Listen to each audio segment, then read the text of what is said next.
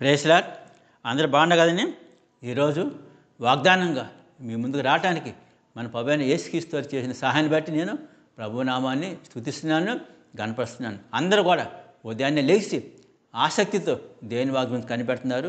మీ ఆసక్తిని చూసి నేను ప్రభు నామాన్ని స్తుతిస్తున్నాను, గణపరుస్తున్నాను. అందరూ కూడా 6 గంటలకు లేవండి, దేవుని వాగ్దానం నుంచి కనపడండి, దేవుని వాగ్దానం నుంచి కనిపెట్టండి. దేవుడు మీ జీవితాల్లో గొప్ప కార్యాలు చేస్తారు, ఆత్మలో బలం పొందుకుంటారు. ఆలస్యం చేయకుండా వాక్యం దానికి వెళ్ళిపోదాం. ఈ బుక్ ఆఫ్ యెషయా గ్రంథం 42:3 వచనం నేను చదువుతాను, గమనించండి. మకమకలు ఆడుచున్న జనపనార ఒత్తిని ఆర్పడు, అతడు సత్యం అనుసరించి న్యాయము కనుపరచును. దేవుడి ఈ మాటను దీవించింది కాక. ఇదేంటి పిల్లారా, ఇది మన ప్రభువైన యేసుక్రీస్తు గురించి మన యెషయా ప్రవక్త చెప్పిన వాగ్దాన మాట.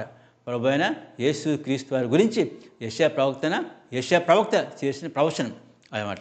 ఏం చెప్తున్నాడంటే, మన ప్రభువైన యేసుక్రీస్తు తెలుసు కదా, ఆయన లోకానికి ఎలా వచ్చాడంటే, ఆయన పాపుల మనల్ని ఆయన రక్షించి ఈ లోకానికి ఎలా వచ్చాడు, ఆయన దీనుడుగా వచ్చాడు. ఎలా వచ్చాడు? దీనుడుగా సాత్వికంతో కలిసి వచ్చాడు. సాత్వికం అంటే ఏంటంటే అనేక మందికి సహాయం చేసేవాడు. ఆయన మనసు ఎలా ఉంటుందంటే ఒక సర్వమాన్య ప్రపంచాన్ని కూడా రక్షించాలని ప్రభు కోరిక కాబట్టి. ఎందుకంటే ఆయన సాత్వికము దేని మనసు కలవాలి కాబట్టి దేని పెట్టారా ఇక్కడ ప్రభు ఏం చెప్తున్నాడు అంటే, మకమకలు ఆడుతున్న జనపనార ఒత్తి అని తెలుసుగా.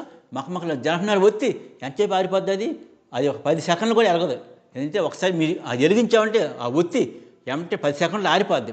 కానీ ఇప్పుడు దేని పెట్టారా, కానీ మన ప్రభువైన యేసుక్రీస్తు వారు ఆయన గొప్పతనం ఏంటంటే, ఆయన అదే నువ్వు అపాధికి ఇచ్చానుకో నీ జీవితాన్ని, నీ జీవితాన్ని అన్నీ ఒక నిమిషంలో ఆరిపేస్తాడు, 1 సెకండ్లో మారుస్తాడు, 20 సెకండ్లో నీ జీవితాన్ని ఆరిపేస్తాడు అపాధి. కానీ మన ప్రభువుకి నీ జీవితం అప్పగించినప్పుడు నీలో కొంచెం విశ్వాసం చాలు.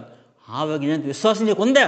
దేవుడు ఇచ్చే వాగ్దానం ఏంటంటే, కొంచెం విశ్వాసం ఉన్నప్పుడు అప్పుడు కొంచెం నిరీక్షణ చాలు నీకు. దేవుడు నీ ఏం చేస్తా అంటే నీ నిరీక్షణని దేవుడు బలపరిచి దాంట్లో ఏం చేస్తా అంటే ఆ ఒత్తిని ఆర్పకుండా, అంటే దేవుడు నీ జీవితాన్ని గురించి ఆయన కేర్ తీసుకొని, ఆయన ప్రొటెక్షన్ తీసుకొని నీవు ఆరిపోయే దీపాన్ని దేవుడు వెలిగించి దేవుడు మీ జీవితం నిలబెడతాడు. అంటే దీని ఏంటంటే, మీకు కొంచెం విశ్వాసం ఉన్నది చాలు. ఆ విశ్వాసం ఉంటే దేవుడు ఆ విశ్వాసాన్ని ప్రాణం పోసి నీ యొక్క నిరీక్షణ కలిగి ఉంది కదా, ఆ నిరీక్షణని దేవుడు వమ్ము చేయకుండా ఆ నిరీక్షణ ద్వారా నువ్వు ఆ నిరీక్షణకే ఒక నిజస్వరూపంగా దేవుడు ఏం చేస్తాడంటే ఆరిపోయే దీపాన్ని కూడా దేవుడు వెలిగించి మీ జీవితాన్ని దీపాలతో నింపుతాడు. దేవుడు ఈ వాగ్దానం మీ జీవితాల్లో నెరవేర్చిన గాక. ఆమేన్. God bless you. దాన్ని మీకు వందనాలు తండ్రి. దాన్ని మీకే వేళ స్థితి తెలుస్తున్నదని బాబునాయన. ఈరోజు ఎంతమంది బిడ్డలేదు బాబునా, ఈ వాగ్దానం అంటే బిడ్డలందరూ బాబా మీరే దర్శించండి బాబునాయ. అయ్యా మకమకలు ఆడుతాను బాబా, జనపనార ఒత్తిని బాబా నువ్వు ఆర్పేవాడు కాదు నేను తండ్రి బాబునాయన.